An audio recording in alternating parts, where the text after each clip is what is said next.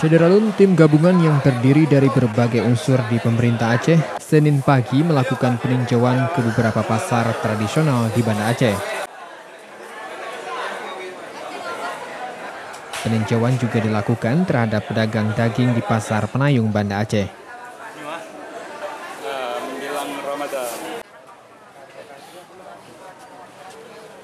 Tim juga mengecek stok dan harga jual kebutuhan pokok, di antaranya minyak goreng, gula pasir, serta telur.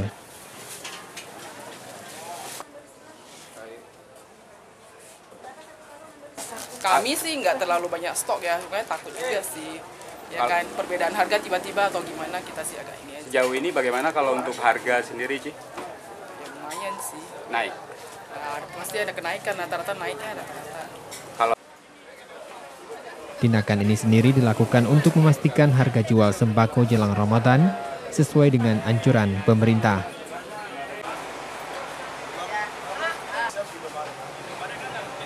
Masih kenaikannya itu tidak seberapa, seperti bawang putih 48, harga yang kita tentukan 45. Ya, seperti gula yang kita tentukan 12,5, ditawarkan di rata-rata 13, tapi kalau ambil 2 kilo juga 25. Jadi nampaknya ada sedikit kebijakan pedagang itu. Dari Banda Aceh, Reza Munawir, Serambi On TV.